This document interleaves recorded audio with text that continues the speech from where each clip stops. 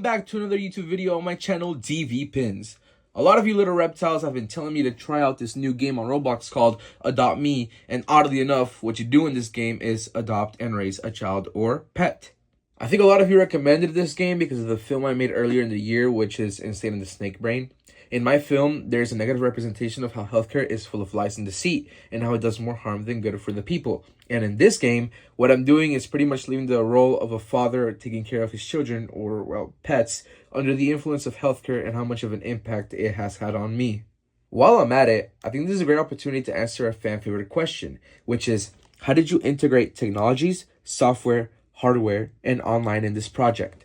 To start this whole shebang off, I would like to talk about one of the most pain-inducing, but also one of the most worked-on parts of this project, which was the almighty blog. I had a lot of challenges with this blog, one of them being the technical knowledge necessary to make and format the blog, as well as answering the questions and entries necessary. Another challenge was also working with my teammates because, to be honest, the work ethic of most of them was completely unpredictable, but we all managed to work it all out. In regards to uploading, the only real issue was figuring out how to upload certain pictures and YouTube videos. I overcame this when I found out that YouTube videos had a specific link section where they can be uploaded without any issue. But YouTube as a whole, though, was definitely a big issue. But I think there were also other problems that contributed to this. For example, we had really bad Wi-Fi, which often limited us from uploading certain videos on time, or just in general. Posting was honestly so annoying to deal with, and I'll tell you why. For some odd reason, my YouTube often had trouble posting certain videos because of technical issues with the app. Another example is my CCR number 2, which I uploaded 3 separate times but could never get on my school YouTube channel because of certain restrictions. Luckily, though, we didn't really face any issues in particular to copyright, which is great. What we did have a slight issue in was choosing who was going to upload certain videos. For example, certain members of my group had restrictions which limited them from posting videos on YouTube from their phones. So, the responsibility had to rely on one of the 2 remaining members, me included. I posted quite a lot of videos since I was the one that mainly made them, edited them, and worked with them, but for my CCR number 2, for example, I needed the help of another teammate to upload it on his YouTube. For group chats, we made 2. The first one was on Instagram because it was an app all 3 members used. We chose it as our first because it was easier to text there between members, and it was just a faster app as a whole. Unfortunately, though, in regards to actually sending media, the quality of Instagram was really bad, so we had to make a group chat specifically for posting media, which was made on WhatsApp. When it comes to documents such as scripts and storyboards, there was no assigned person to specifically make them or share them. It was kind of just whoever did it first. But since I did make the script, it would be logical that I was the one to share it to the group. We originally tried to use an actual film camera to make our film, but we had difficulties in obtaining one, so we had to rely on whoever had the best phone in the group, which was mine. I used the camera of the iPhone 16 Pro Max, but mine in specific had special settings such as 4K at 30 FPS, enhanced stabilization, special exposure settings, spatial audio, and grid and level. Luckily enough, I had no issues whatsoever with this camera, and since I was the one who filmed all of the videos, no distribution between team members was really necessary. I think AI was one of the things we mostly used for the film in regards to logos and credits. We used a mix of Gemini AI, Halo AI Video, and ChatGPT. Halo AI gave each member 12 free prompts to use, but unfortunately, each product had a watermark. Gemini AI gave each member a limited amount of tries, which made it quite easier for all of us to do a trial and error for each project, but also let our creativity run loose without limit. And lastly, ChatGPT, which was the one that kind of sucked the most since it had the most limitations, it being 3 uploads per day, was not used as much. But overall, it helped us a lot in this project.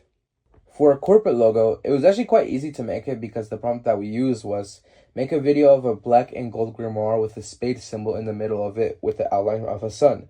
Also, make the grimoire flip through the pages and close at the end, revealing the cover of it. We did, though, have to ask it to make the page flipping a bit better than the original. One issue we also had to deal with was the AI's watermark on the bottom corner of the video, but I managed to hide that with the crop and black overlay. For our genre-based logo, though, we had a lot of problems trying to make the logo actually look good because even with the sophisticated prompt, the AI was still experiencing issues. The prompt we used was make a video with a black background with an apple in the middle, then make a green, vicious-looking snake wrap itself around the apple.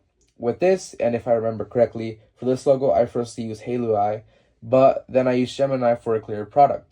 The reason for this was because not only did I run out of free prompts, but the AI kept getting the prompt incorrectly and was not giving us what we wanted. There were times where it spawned twin snakes, sometimes the snake didn't look well, and also the fact that sometimes it just hid inside the apple, somehow.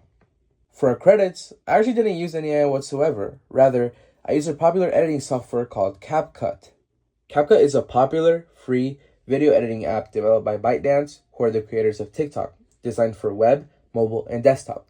It allows users to create high-quality, short-form content easily through intuitive tools, trending effects, and auto-captioning, making it ideal for TikTok, Instagram Reels, and YouTube Shorts. Without this software, all the pieces of the film would have never been connected. In this software, I was able to organize the logos, credits, and all the videos that we shot in the group.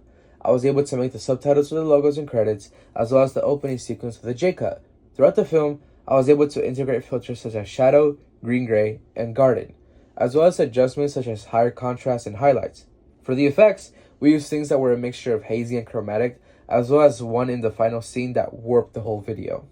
For Guillermo's tormentation, we added a keyframe that zoomed into Guillermo's face, inducing a psychological effect. We also integrated 2 red overlays, the first one being when Anthony shook hands with Guillermo, and the last one being when Anthony's hand is shown with a snake bite.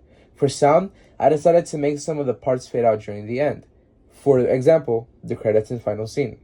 I decided to add this fade so the film and audio could flow way better than it being a simple cut, which made it sound sloppy. I also worked with sound when Anthony was being tormented by the voices of Guillermo. To do this, I stacked Guillermo's voice on top of each other, as well as adding the sound of schizophrenic voices to further intensify the psychological impact of the current situation. Finally, I worked with the audio of the final scene, which was when Anthony got his hand bitten. This sound felt like it was warping time and space itself, truly adding to the craziness of the moment. Overall, the amount of technology that was used to make this project was insane, ranging from a school Chromebook to artificial intelligence. Without these tools, editing softwares, cameras, microphones, advanced audio, and everything, quite frankly, this project would have never been made. So, kudos to tech, I guess. That's going to be all for today's video, my beautiful and amazing audience. I really did have a lot of fun talking about this project, not just because it's one of my best pieces of film, but because of how much work was put into it, not just individually, but in unison. I love you all. Do not forget to take it easy out there. And remember, when you do not know what to do, you do what you can.